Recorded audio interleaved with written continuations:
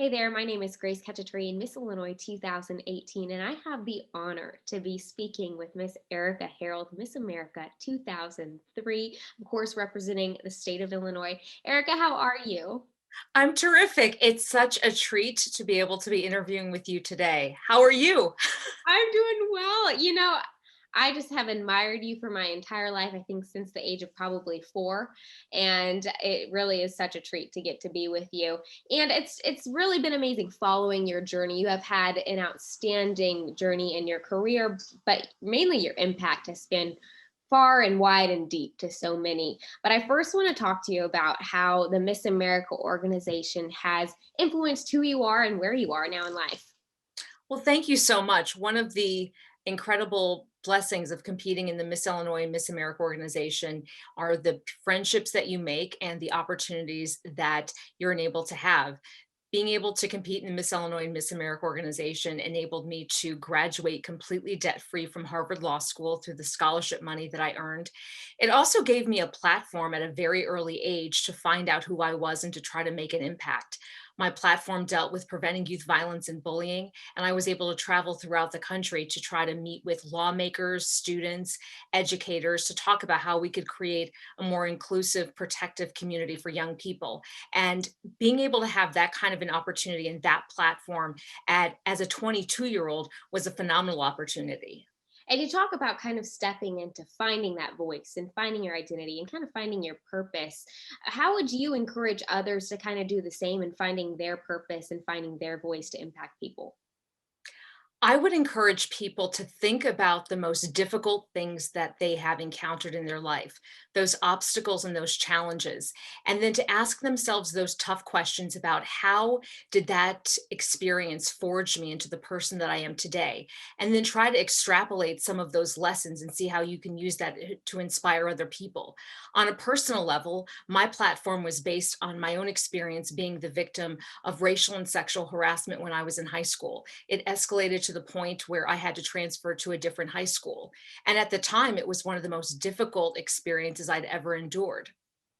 But I found that I learned so much about resilience, standing up for myself, standing up for other people. And I tried to incorporate those lessons into my platform. And when we're thinking about making an impact upon the world, it's often going to be our vulnerabilities and our story that enables people to connect.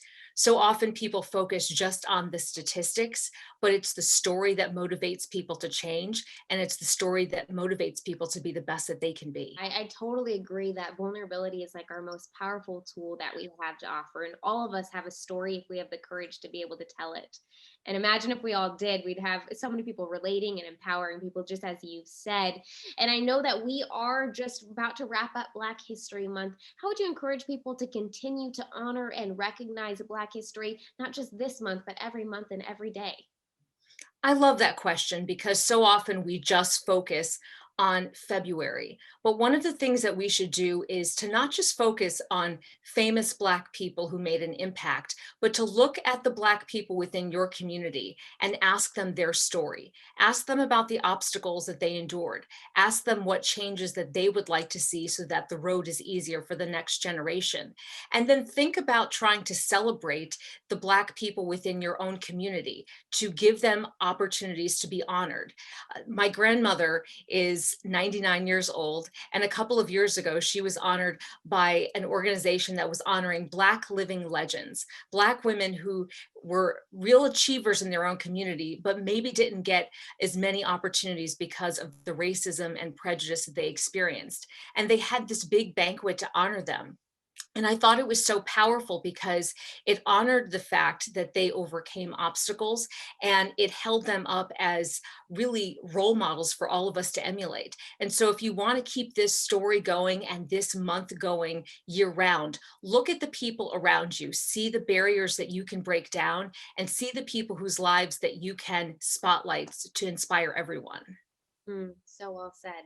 And I know, Erica, that you have kept very, very busy. You have a very packed schedule, and you always have from the entire time that I've known you.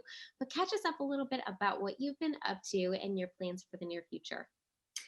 Right now, I'm practicing law. I'm a litigator at a law firm in Central Illinois called Meyer Capel. I'm also involved on a lot of different boards.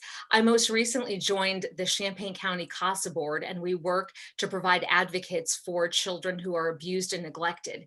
And making sure that we can serve our most marginalized populations is something that's very near and dear to my heart.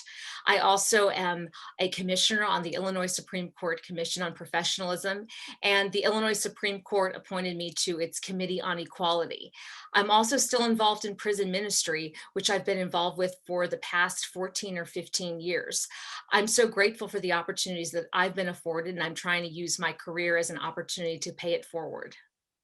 And you sure are doing that. Like I said earlier, your impact spans far, wide, and deep, and I'm very deep in my heart and my life. But I just want to thank you so much for your time and the way that you carry yourself to be an inspiration to so many continually.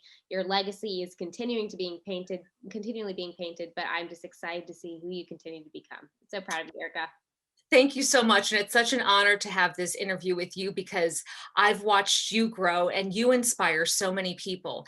And I know that the next generation of young women are going to want to be the next Grace Cacciaturian. And so I'm honored to say that I knew you when and to be your fellow Miss Illinois sister. Oh, thank you, Erica. Thanks so much for your time.